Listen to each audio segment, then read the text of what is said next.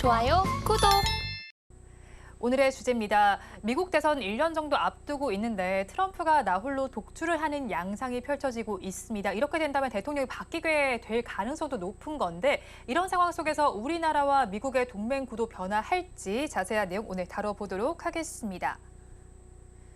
미국 대선은 1년 정도 앞으로 다가왔습니다. 그런데 이 대선 구도에서 트럼프가 좀 공화당 내에서는 막강한 위치를 좀 차지하고 있는 것으로 보입니다. 과감한 집권 청사진을 좀 펼치고 있는 것 같은데 트럼프 캠프가 구상 중인 선거 공약에는 그럼 어떤 내용이 지금 담겨 있나요? 네, 바이든의 그 지지율이 사상 최저 수준으로 떨어지면서 그대로 트럼프가 반사 이익을 보고 있는데요. 지금 당장 그 투표가 진행이 된다면은 아무래도 트럼프의 재선 확률이 높다고 보여집니다. 트럼프 같은 경우에는 구체적인 선거 공약이라든지 집권 청사진은 아직 발표되지는 않았는데요. 하지만 싱크탱크들이 지금 발표하는 여러 가지 정책 안들 구상이 그대로 시행이 된다면은 미국뿐만 아니라 세계 경제에도 적지 않은 영향을 끼칠 것으로 보여집니다. 우선 300개 이상 달하는 그 연방 정부 이하의 그 행정기관들 조직이 통폐합이 될 가능성이 높은데요. 이렇게 되면은 중앙 집권화된 대통령 그 기반의 조직이 좀 만들어질 가능성이 높습니다. 당장 환경 그 보호청이라든지 교육부 같은 경우에는 폐지 내지 축소가 될 가능성이 있고요. 또 각 부처에는 4,000명에 가까운 임명직 공무원들이 있습니다. 트럼프 같은 경우는 이들의 사상을 좀 검증하고 그리고 다시 재임명하겠다는 생각을 갖고 있는데요. 이번에 그 인사 조치만으로도 5만 명의 공무원들이 이동하게 되고요. 스태프들이 대이동을 하기 때문에 아무래도 어떤 정부보다도 보수 색채가 강하게 행정부가 들어서지 않을까 보여집니다. 특히 독립적인 수사권을 보장받고 있는 법무부 같은 경우에도 대통령 지시대로 움직일 가능성이 높기 때문에 앞으로 반정부 시위라든지 그리고 불법 이민자에 대해서는 강경 추방 등이 잇따른 조치들이 나올 것으로 보여집니다. 그렇죠. 트럼프 전 대통령과 바이든 현재 대통령의 경우에는 기조도 상당히 다른 것으로 보이는 만큼 바뀌게 된다면 굉장히 차이점이 많이 나타날 것 같습니다. 그렇다면 여기서 우리나라와의 관계도 빼놓고 설명할 수가 없을 것 같은데요. 만약에 트럼프 대통령이 재선이 된다면 우리나라의 경제와 통상 그리고 동맹 관계는 어떻게 달라질까요? 네, 당장 그 경제 문제와 관련해서는 석유라든지 석탄 업자들의 신규 채굴이 이제 활성화될 가능성이 높고요. 녹색 산업에 대한 투자가 크게 줄어들 가능성이 큽니다. 또 자유무역에도 제동이 걸릴 가능성이 있고요. 또 국내 산업을 보호하기 위해서 수입 관세를 부과시킬 가능성이 상당히 높다고 합니다. 헤리티지 재단 같은 경우에는 보수 그 싱크탱크 역할을 해주고 있는데요. 여기서 보면 외교 정책 안들이 나오는 내용 중에서 우크라이나 관련된 지원이 큰 폭으로 줄어들 가능성이 높다고 합니다. 또한 2기 집권과 동시에 러시아하고 휴전협정을 체결할 가능성이 높다고 하고요. 대러시아와 관련해서는 유화 정책을 보이지만 대중국 정책과 관련해서는 현재 바이든보다 강경 조치를 구사할 가능성이 높다고 합니다. 당장 틱톡 사용이 제한이 되고요. 또한 공자 학원 같은 경우에는 미국에서 즉각 폐쇄가 이루어질 가능성이 높다고 합니다. 중국과 관련해서는 대만 침공 시에는 군사적 개입과 관련해서는 구체적인 안이 아직 나오지는 않았지만 통상 문제에서 양보를 받는 조건으로 해서 이 문제도 좀 협상이 되지 않을까 보여집니다. 우리나라와 관련해서는 동맹 문제와 관련해서 상당히 큰 영향을 받을 가능성이 높은데요. 트럼프 같은 경우에는 나토 탈퇴뿐만 아니라 유럽의 동맹국들 중에서 일부 미군 철수도 논의가 되고 있고요. 미군 주둔비도 대폭 인상시킬 예정으로 있다고 합니다. 특히 통상과 관련해서는 국내 산업 보호 조치 차원에서 우리나라, 일본, EU 국가들로부터 수입하는 모든 제품에 대해서 일률적으로 10% 관세를 부과할 가능성이 높은데요. 이렇게 된다면 우리나라의 대미 수출 주력 품목들 같은 경우에는 아무래도 타격을 좀 입지 않을까 생각이 듭니다. 관세를 비롯해서 여러 나라에 대해서도 좀 차이점이 많이 느껴집니다. 그럼 지금 말씀대로라면 트럼프가 재선이 된다면 미국뿐만 미국뿐만이 아니라 전 세계적으로 좀 혼란이 클 것으로 예상이 되는 거죠. 네, 그렇습니다. 재선이 됐을 경우에 한정이 되지만 현재 이런 보수적인 정책이 그대로 시행될지는 여전히 미지수라고 하는데요. 아무래도 수만 명의 유능한 인재들을 민주당을 좀 지지하고 있는 상황 속에서 민주당 지지를 했다고 해서 연방 정부에서 이 사람들을 내쫓았을 경우에는 연방 정부 기능이 일부 정지될 가능성이 있다고 합니다.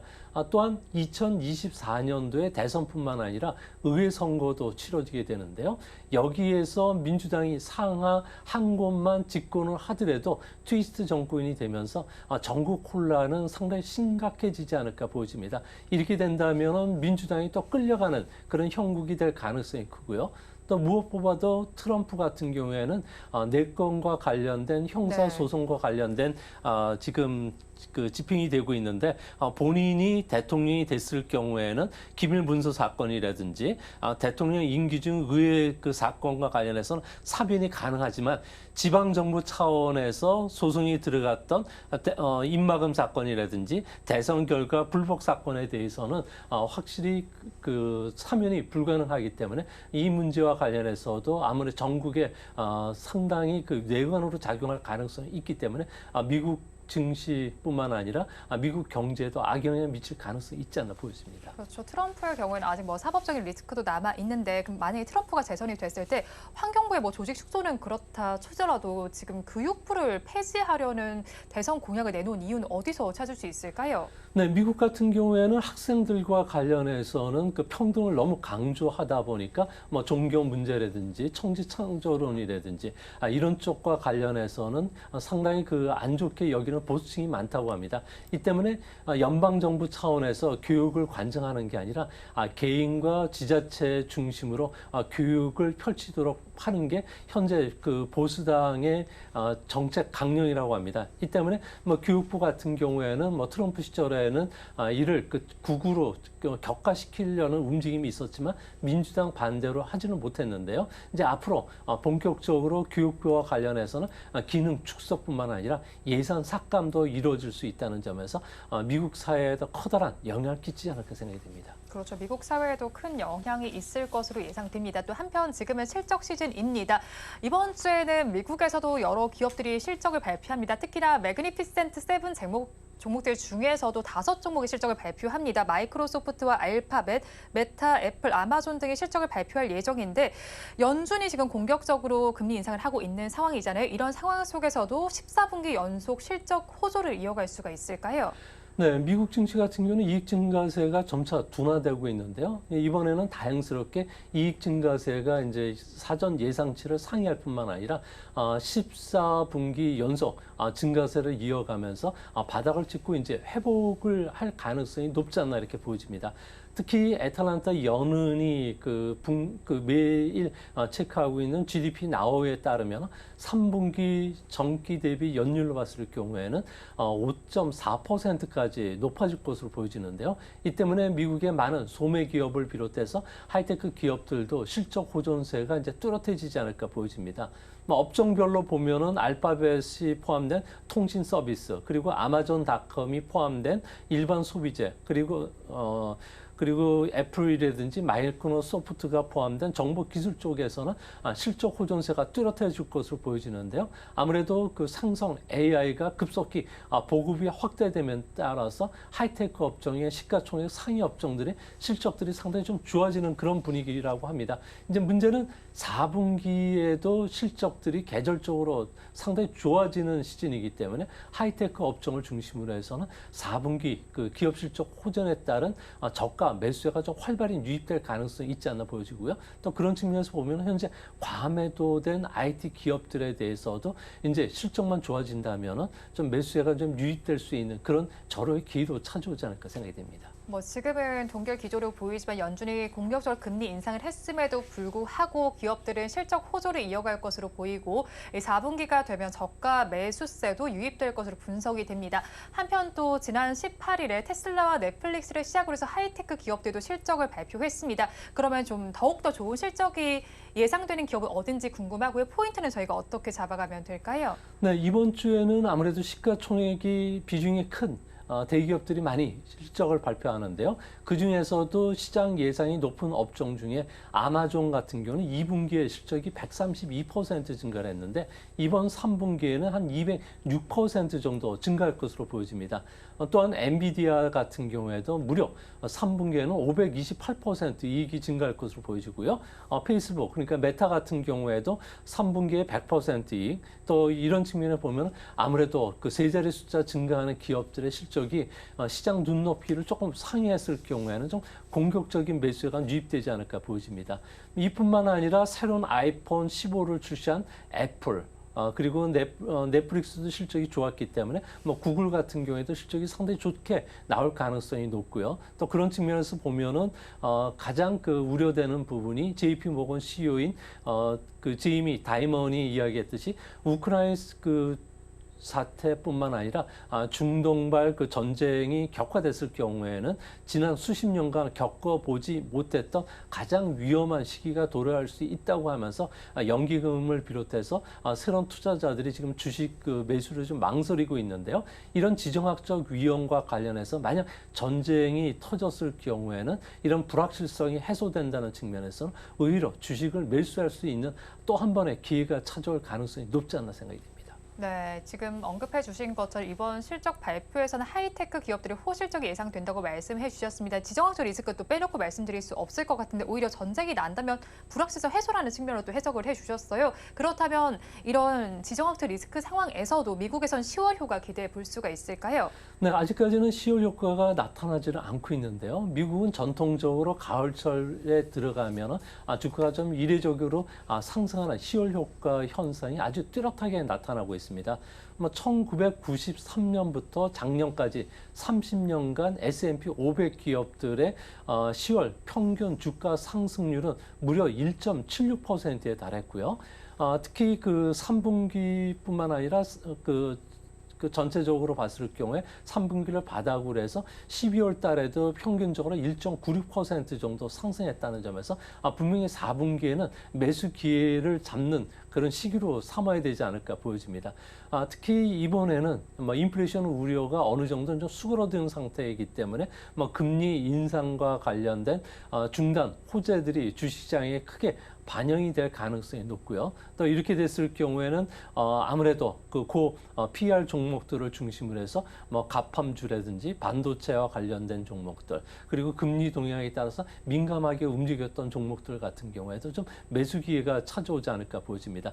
대표적으로 화요일날 발표되는 알파벳 네. 그리고 마이크로소프트 또 수요일날 발표되는 메타 플랫폼스 그리고 목요일날은 아마존 그리고 11월 2일 날은 애플의 실적이 발표가 예정이 되고 있는데요. 이들 기업들의 실적들이 좋다는 측면에서는 아무래도 주가가 하락보다는 일정한 수준까지는 반등할 수 있는 그런 기회로 활용하실 필요가 있지 않나 생각이 듭니다. 네, 지금 말씀해주신 하이테크 기업들 대체로 실적이 좋을 것으로 예상이 되는데 앞서서 실적을 발표했던 테슬라는 어닝 쇼크를 또 기록을 했습니다. 그런 만큼 이런 상황에서 중국 전기차에 대한 우려감도 커지고 있더라고요. 매출은 증가하는데 주가가 좀 그에 미치지 못하는 만큼 앞으로 주가가 상승하기 위해서는 어떤 요인들이 필요한지 궁금하고 전망은 어떻게 보실까요? 네, 현재 그 BYD 같은 경우에는 중국 안에서도 가장 대표적인 전기 자동차인데요. 해외 수출 호조뿐만 아니라 중국 내에서도 매출이 급속도로 회복이 되고 있는 그런 종목 중에 하나입니다. 현재 신차 그 중국 시장의 그 판매에서 전기 자동차가 차지하는 비중이 현재 그림을 네. 보시는 것처럼 한 30% 목표가 되는데요. 이는 중국 정부가 2025년까지 목표치인 20%를 상회할 정도로 상당히 좋은 상황입니다. 현재 그 전기 자동차와 관련된 그 보급률이 20%를 넘는데요. 전 세계적으로 봤을 경우에 전기 자동차 20% 정도 되면 어느 정도 수요가 좀 성숙기에 들어갔기 때문에 급속히 회복이 되지 않는 경향이 있다고 합니다. 이 때문에 테슬라 같은 경우에는 작년부터 공격적으로 가격 인하 경쟁에 빠져들면서 현재 중국 전기 자동차 시장 같은 경우는 지방 정부까지 뛰어드는 소모전 형태로 그 변하는 게 네. 주시장이 지금 못 올라갔던 주요 원인이 됐던 것으로 보여집니다. 또 한 가지는 전기 자동차 같은 경우는 300만 대 정도를 생산하는데 이 중에 100만 대 정도 가까이를 해외에 좀 수출하는 그런 그 모습이 뚜렷하게 지고 있는데요. 이와 관련해서는 세계 각국들이 중국 전기 자동차와 관련된 수입에 제동을 걸고 있고요. 전기 자동차 배터리와 관련해서도 덤핑 조사를 하고 있다는 것도 부담이 될 것으로 보여집니다. 또 한 가지는 BYD가 지난 한 5년간 주가가 급속도로 상승할 수 있었던 가장 주요한 원인 같은 경우에는 워렌 버핏이 이 회사의 주식을 투자를 하고 있었는데 작년부터 여명기를 지나서 이제 성숙기에 이제 들어서니까 워렌 버핏이 주식을 매도하고 있다는 측면에서 기관 투자가들이 BYD에 대한 주식을 좀 망설이고 있다는 점도 중국 전기 자동차와 관련된 주가가 현재 답보 상태 내지 하락하는 그런 모습으로 보여주는 가장 주요한 원인이 됐던 것으로 보여집니다. 워렌 버핏의 지금 뭐 포트폴리오 상으로도 살펴봤을 때 중국 자동차들이 지금 주가가 답보 상태를 걷고 있다고 설명을 해주셨는데 그렇다면 이 중국 자동차들은 일본처럼 잃어버린 20년을 갖게 되는 걸까요? 네, 중국을 비교할 때 이제 일본 사례를 많이 이야기하는데 일본 같은 경우에도 1990년에 자산 그 버블이 붕괴되고 나서 자동차 시장과 관련된 판매가 30에서 한 40% 정도 줄었다고 합니다. 대표적으로 777만 대를 정점으로 해서 현재는 500만 대에서 680만 대 정도 팔리게 되는데요. 중국 같은 경우에도 부동산 시장에 버블이 터지고 있는 상황이기 때문에 2017년도에 중국 신차 판매가 2,799만 대였다고 합니다. 현재 수준으로 봤을 경우에는 2천만 대에서 2,500만 대 수준까지 떨어졌으니까 중국은 이미 성숙기를 지나서 황혼기에 들어가는 자동차 시장으로 보여집니다. 매년 300만 대에서 한 600만 대 정도가 덜 팔리다 보니까 가격 경쟁이 워낙 치열한 상황이고요. 또 이제 앞으로 전기 자동차 같은 경우에도 리튬 배터리에서 그 전고체 배터리로 바뀌는 시절이고 또 젊은 층 인구가 줄고 소득이 감소하는 그런 상황이기 때문에 전기 자동차와 관련된 시장이 폭발적으로 더 이상 늘어나기는 어렵지 않나. 그래서 전기 자동차와 관련해서는 해외 공장을 짓는다든지 새로운 신흥국 시장을 찾아서 매출을 늘리는 기업들을 중심으로 해서는 좀 승리조에 이제 편입되면서 관련 종목들을 슬림화시킬 필요가 있지 않나 이렇게 보여집니다. 네, 그럼 전기차에 이어서 이번엔 부동산 시장도 좀 알아볼게요. 헝다그룹의 슈자인 회장 구속에 이어서 비구입 위안의 디폴트 사태까지 발생하면서 중국 금융시장에 뱅크런 사태가 일어났다고 하는데 간단히 좀 정리해 주시죠. 네, 중국 같은 경우에는 현재 그 뱅크런 사태들이 이제 계속 확산이 되고 있는데요. 상장된 중국 그 부동산 개발 기업들 같은 경우는 무려 미지급금만 620조 원 정도에 달한다고 합니다. 이 때문에 그 중국 안에서는 관련된 그 은행들의 대출이 그 내용들이 현재 SNS 타고 지금 나오고 있는데요. 인터넷상에서는 허베이성의 그 창조시에 있는 은행이 대출과 관련해서 많은 그 부실 채권이 발생했다는 루머가 있으면서 뱅크런 사태들이 일어났다고 합니다.